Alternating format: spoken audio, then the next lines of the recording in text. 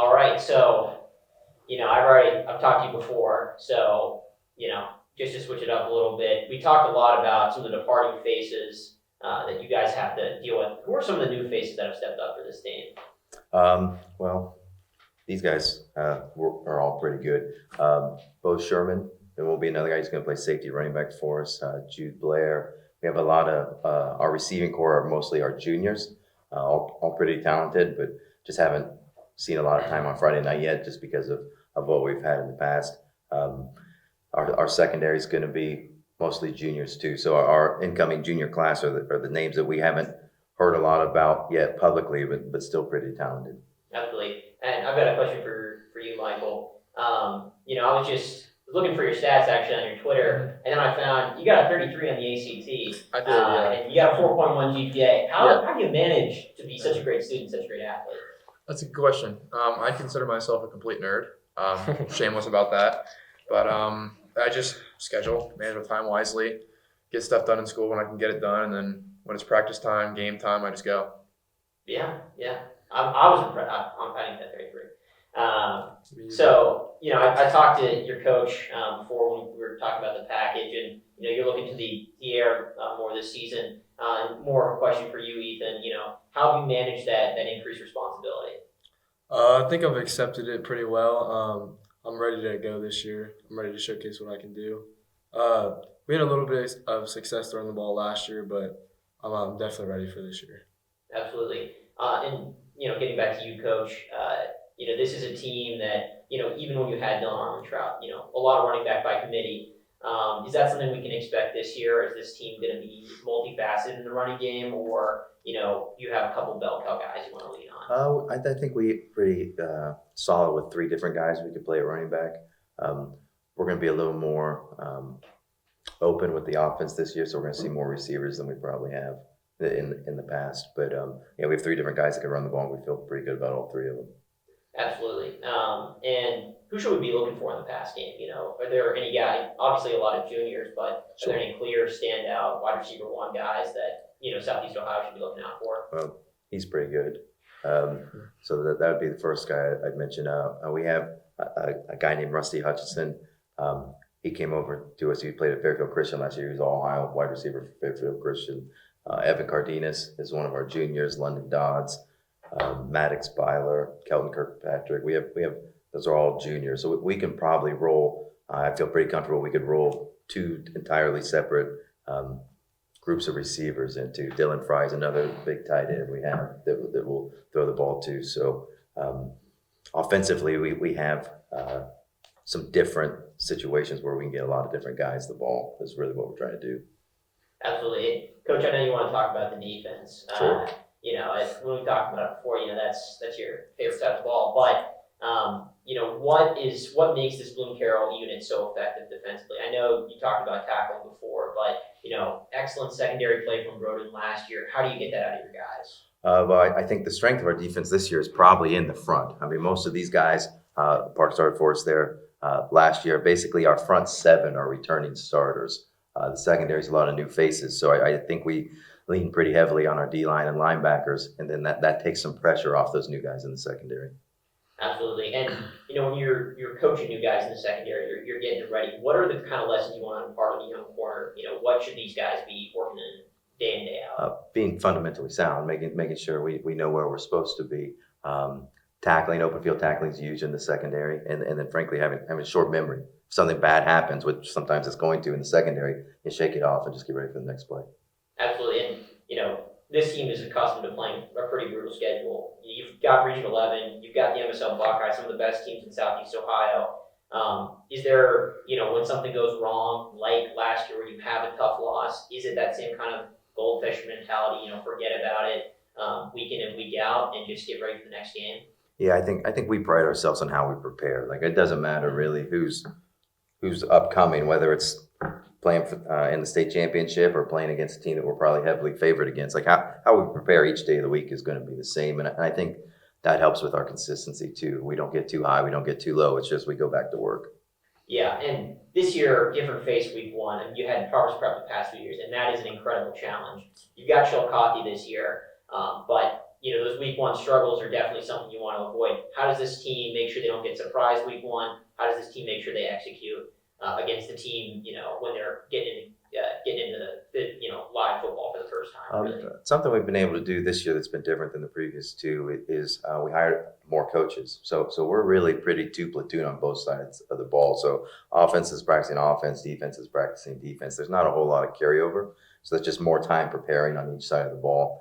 Our scrimmages, we felt like we beefed up our scrimmages a little bit. We went up to Mount Vernon and then had St. Trace on Friday night, and St. Trace is a really good program. They're a little smaller than us, but a very good program. So I think both of those things, allowing guys to kind of focus on one side and making sure that our scrimmages help prepare us for week one. Absolutely. And, something that you mentioned the last time we talked, there's 96 guys in this whole program, 9-12. And I know a lot of coaches would kill for that depth. How have you really cultivated a program here that can, be so big and get so many guys, excited to play football in the fall? For us, it's about being a family, and I know a lot of people throw that out, but for us, it means something. Not that it doesn't for other people, but like we want to make sure whether you are a 5'4", 95-pound freshman or a senior with a 33 on the ACT, that everyone feels a part of what we're doing. We go out of our way to make sure everyone feels a part of it. For example, like on Thursday nights, this Thursday we'll have our first team meal. So we have all of our guys, all of our coaches, all of our cheerleaders and cheerleading coaches. So we'll feed about 140 people a week at our team meals. And it's in our school cafeteria, which is pretty enclosed, pretty small. So it just allows everyone to feel that they're a part of something bigger than themselves individually. And I think that's really how we cultivate that culture. Yeah. And just to turn the question to you here, your coach wanted you, talking about the line. How does this team, you've got such a tight-knit group of guys. You've got to step up this year because there's some departing faces. How do you handle that responsibility, and how do you feel going into this year? I just take it as a leadership opportunity. Like we have a lot of older guys and a lot of new guys coming onto the defensive line. And I mean, we have, just like our wide receivers, we have guys behind us that can come in and play it just as good. Like we have so many people that can come in, and I just think we have But we have the ability to be too deep. Yeah. Especially on the D line too. Like we can rotate 8 different guys in there and still be like varsity Friday night caliber football players. Mm-hmm.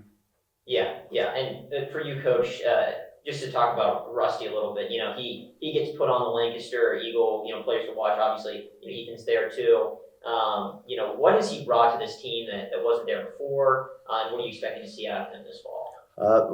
What he's done for us really so far at this point is it kind of added to the fact that we don't have to play guys on both sides of the ball. It gave us some depth, and he's a very dynamic player. Our receiving core going into this, we thought we're very good, but he's pretty twitchy. Like he's pretty good in space and can make people miss and accelerate. So that's not really something we thought we were going to have in our receiving core. So it kind of adds another dimension to having a 6'5", 230-pound tight end. Now we have a guy that's not quite that size, but makes you cover everybody. Absolutely. And one question about just your coaching style. A lot of coaches, they're really in their face, they're yelling a lot, but you have a very calm demeanor, and it came off in practice as well when I was watching you guys get to work.